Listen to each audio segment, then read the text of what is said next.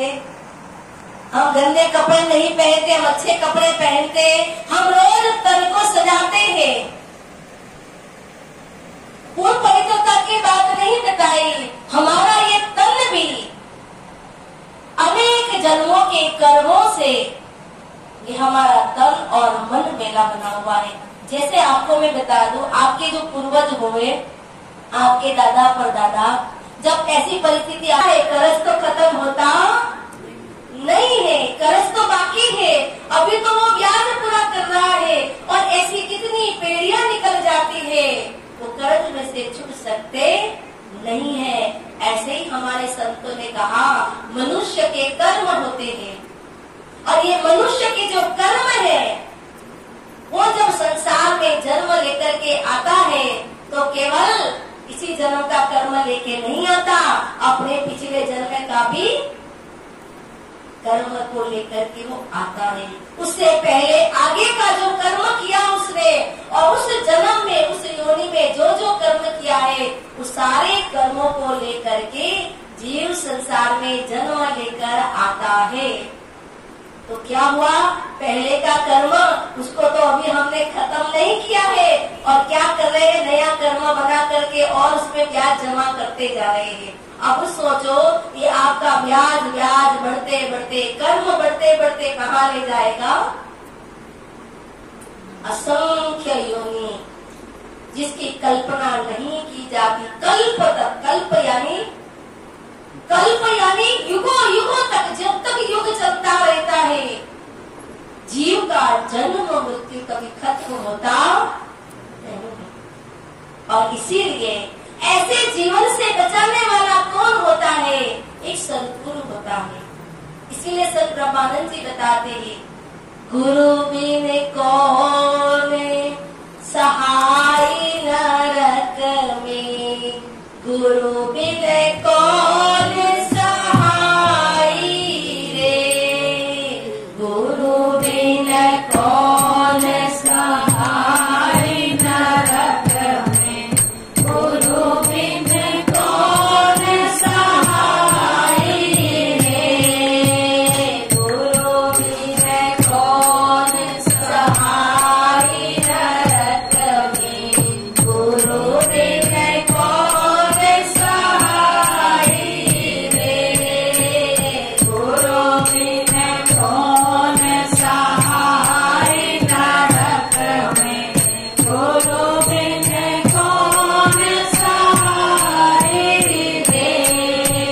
मात पिता सुत बांधव सारे, मात पिता सुत बांधव सारे, स्वार्थ के सब साथी रे, स्वार्थ के सब साथी रे, गुरु के बतिया पार लगावे, गुरु के बतिया पार लगावे, सतगुरु बंध छुड़ाई रे, सतगुरु बंध छुड़ाई रे, गुरु बिन कौन सहाय नरक में, गुरु बिन कौन सहाय रे, गुरु बिन कौन सहाय नरक में, गुरु बिन कौन सहाय रे। सद्गुरु महाराज के बिना इस बहु सागर से हमें कोई बचा नहीं सकता है। इसीलिए गुरु महाराज जी जीवात्मा को हर प्रकार का मौका देते हैं।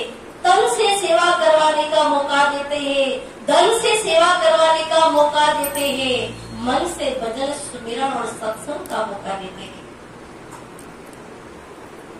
हर प्रकार से गुरु महाराज जी जीव का उद्धार ही चाहते हैं और इसीलिए मनुष्य को सद्गुरु महाराज के चरणों में जितना हो सके अपने तन मन धन को लगाना चाहिए, क्योंकि गुरु की सेवा ही मुक्ति का द्वार हमारे लिए बन जाती है।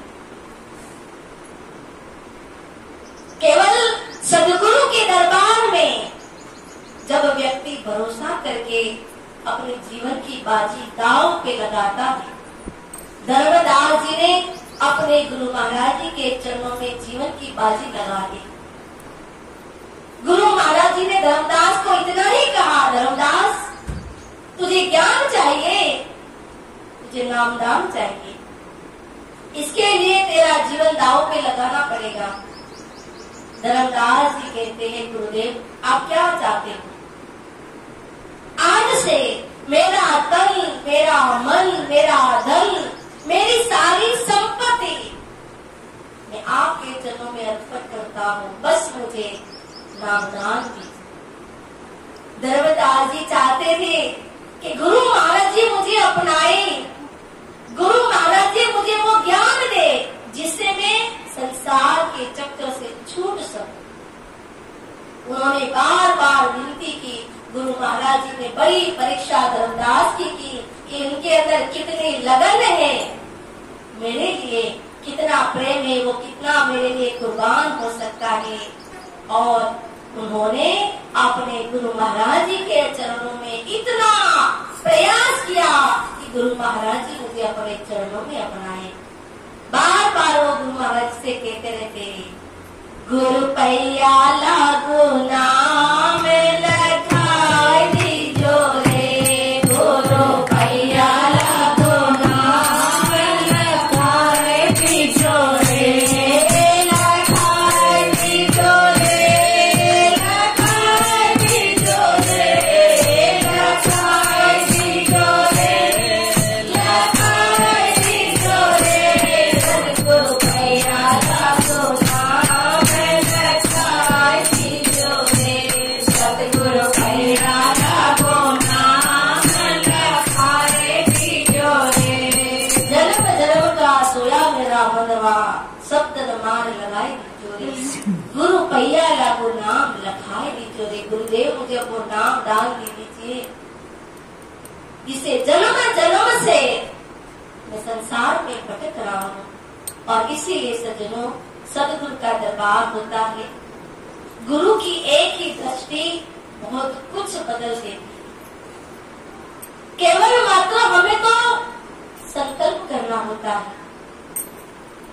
अगर व्यक्ति एक संकल्प लेकर के गुरु की सेवा करता है, गुरु के लिए जब अपना समय लगाता है, गुरु के लिए जब अपना तन मन धन लगाता है, तो आगे की देख सदगुरु करता है। आप देख रहे हो, मुझे कल्पना नहीं थी कि यह काम शुरू कर सकेंगे।